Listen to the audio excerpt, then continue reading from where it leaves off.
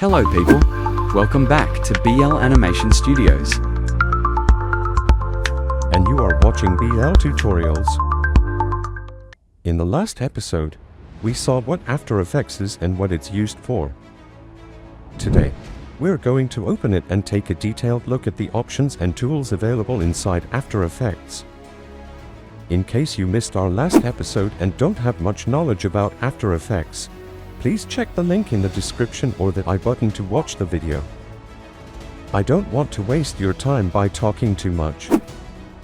Come, let's start learning. This is the After Effects icon. If you're thinking it'll open instantly when clicked, no guys, it won't. It depends entirely on your system. For some, it may open fast, and for others, it may take a bit longer. Once After Effects is opened, this is the interface you'll see.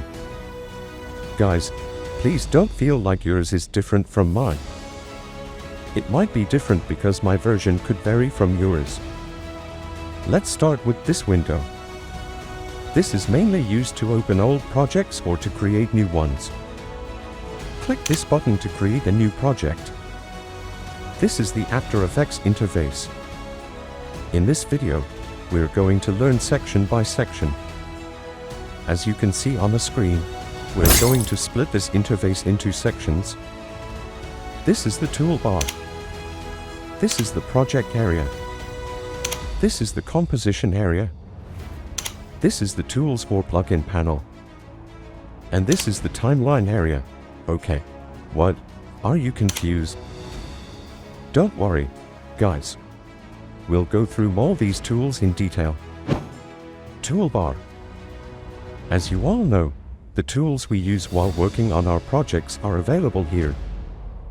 Come, let's see each tool one by one in detail. First is the Home button. When you open After Effects, a panel opens up. Right, to access that panel again, this Home button is used. What is a panel? A panel is nothing but these small boxes available in separate windows. To make it simple, I'll call them boxes. Next is the Asterisk Selection tool. It's a simple tool used to select objects in your project.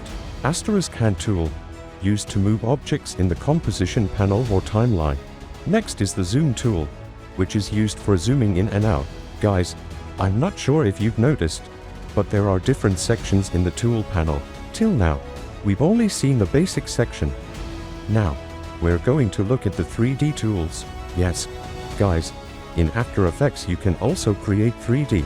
We'll explore this in detail in upcoming episodes. Next is the Orbit Around Cursor tool. Don't worry about the name, it's just for easy understanding. This tool is used in 3D. If you've worked with 3D models, you might know how we rotate the camera to see different angles. This tool helps you do that easily.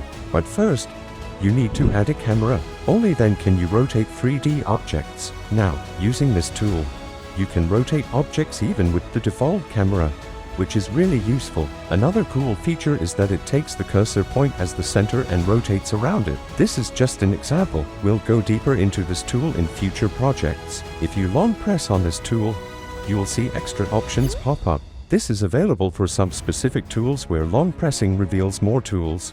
We'll learn about those tools as we work on real projects. Next is the Move tool.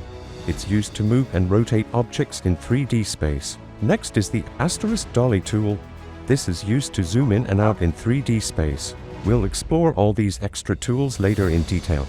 Okay guys, now the 3D section is over. Next is the Rotation and Anchor tool. You might be wondering, why is there another rotation tool? Well, this one is for 2D. Whereas the earlier one was for 3D. Now let's see what the Anchor tool does. In After Effects, every object you create has a center point. When you rotate or zoom, the object transforms from that center point. That point is called the anchor point. The Anchor tool lets you move this anchor point. As you move it, you will see your rotation behavior change. Next is the Shape tool. You may have seen this in Illustrator or Photoshop. You can create basic shapes using this tool. Then we have the Asterisk Pen tool. No introduction needed for this. Then the Text tool, which most of you have already used. Now, we move on to the section used for roto work. Roto. What's that? In Photoshop, if we remove the background of a subject using the pen tool, roto is similar to that. But in video, the process of removing a background from a video is called roto. First is the brush tool, used for selecting areas. Next is the asterisk stamp tool, and beside that is the eraser tool. These tools are specifically designed for roto. I'll explain their amazing uses in a separate video. Next is the puppet tool. This can be used like a rig or a bone system for a character. Many of you may have heard of it. We'll also learn about it in detail later. These are the properties available for each tool. Next is the workspace view, where you can customize the layout as per your preference. You can build your own layout. Go to Window rightward arrow Workspace rightward arrow Save as new workspace, give it a name, and save it. Next time you open After Effects, you will see your customized view. This is the Help section. Here you can search and learn about After Effects features. Now we've completed the toolbar. Let's move to the Project panel. All the files you import will be visible in the Project panel. You can search using the file name, and it will appear at the top. This is the file we imported just now. We'll look at the other options here once we start working on projects. The next box is Effect Controls. As the name says, it controls the effects, animations, and values. Then comes the Composition panel, which is your main work area. It shows the visual output of your animations.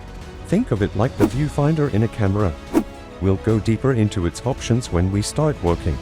Otherwise, it might get confusing. Now comes a very useful section, Effects and Extensions panels. There are many tools in this section. First is Info. If any error happens, or if a file doesn't import, you'll get a message here. Next is Color Code, which shows the position values you're using. Then we have the famous Effects and Presets panel. I know many of you have played with it while starting to learn After Effects.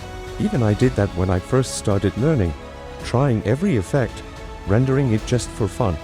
If you've done this, share your experience in the comments below.